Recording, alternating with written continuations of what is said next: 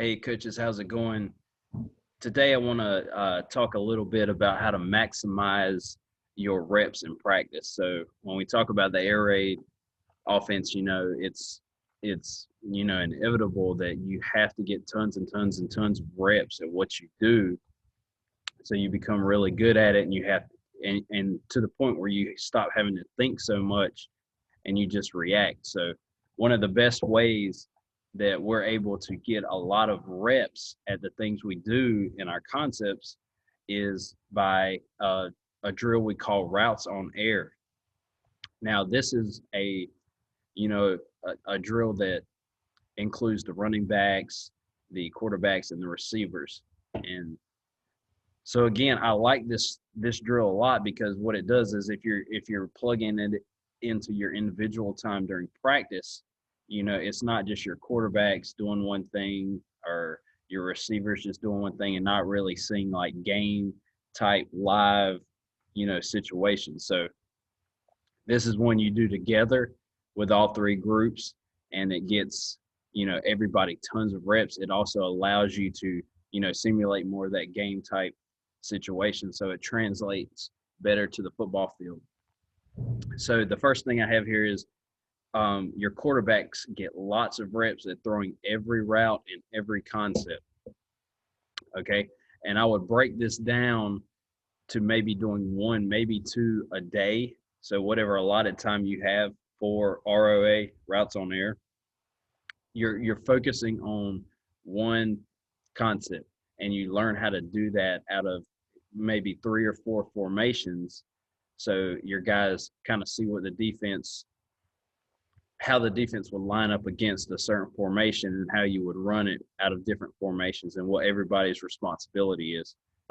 Your receivers are going to get tons and tons of reps at catching routes from each position. So it's a good idea to have, your X, Y, Z, H to, catch a route in the concept and then rotate.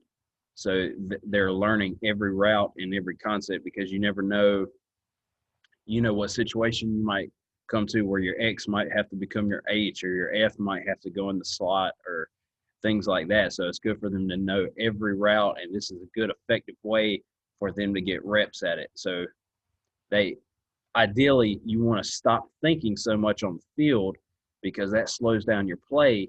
You want to eliminate that thinking and just be able to play fast. It allows you to maximize practice time.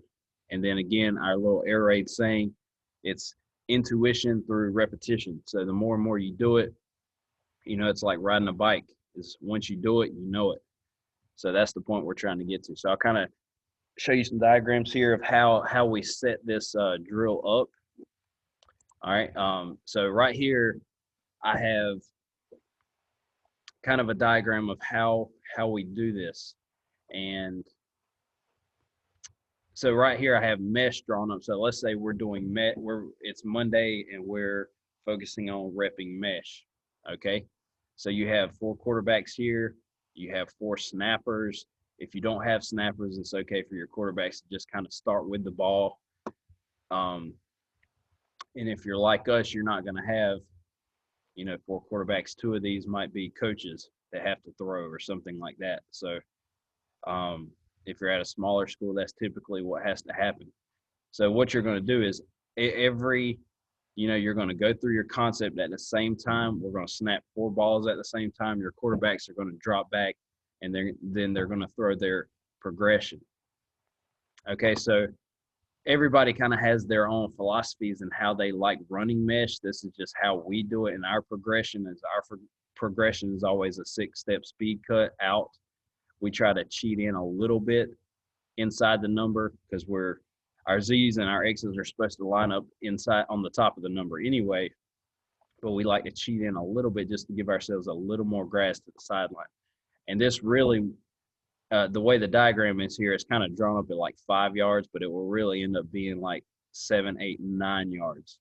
Okay. And the idea is we're reading what side we want. We're reading the leverage, and then we're going to throw to the side of the softest corner, or whichever one we have more outside leverage from. So this is a rhythm out.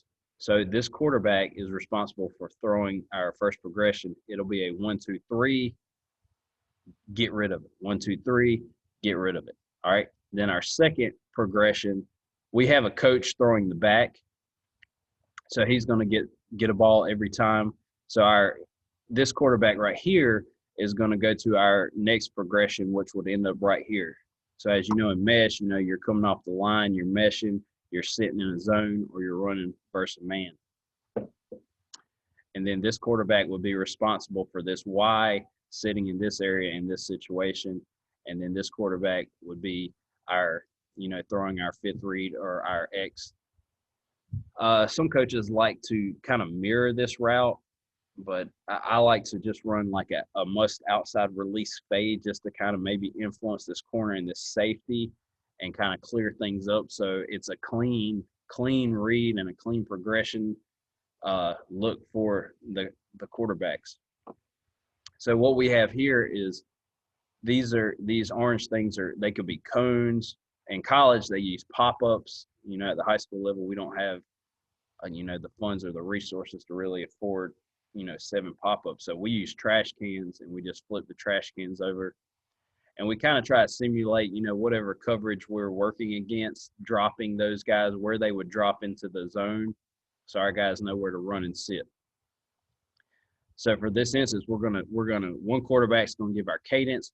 We're gonna drop back, and then we're throwing 5 balls, at once, or not at once, in progression. So our Z's getting our ball from our first quarterback. Our coach is throwing our second read, which is our, our swing with the F. And again, some guys like to run shoots. Some guys like to make the mesh the second read. We like to get our back the ball in space, so we've made him our second read.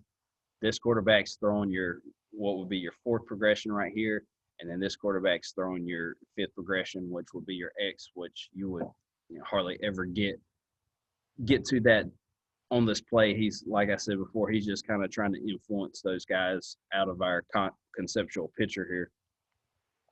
So it's important. So this quarterback, 1, 2, 3, ball's out. The coach is going to get the ball out quick.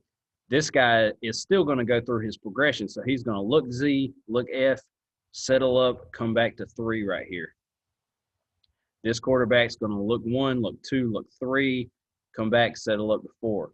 And then this guy is going to go through all the progressions and then come back. So what I like to tell my last guy is, look, if we're throwing this, it's not going to be a 3-step drop and you're sitting in there comfortably, like simulate a game type situation. So move up, slide out, you can roll out, throw on the run, whatever you want to do to kind of simulate that, that game-like real life situation. Okay. And then you can change these guys around however you want. I know what Mike Leach and some of those guys have done at the college level is they've removed this guy and this guy and replace them with coaches.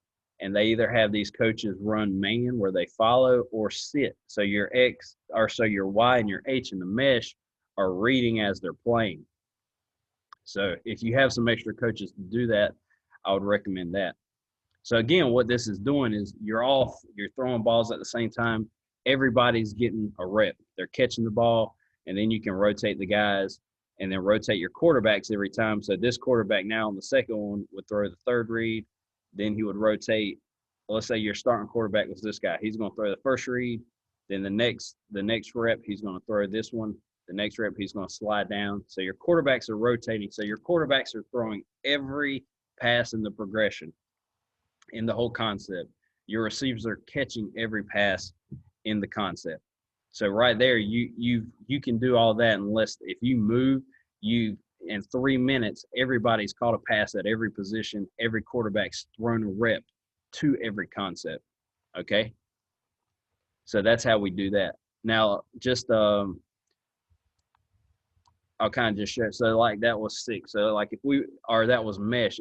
If we wanted to, work on 6, I'll kind of just draw that up for you real quick.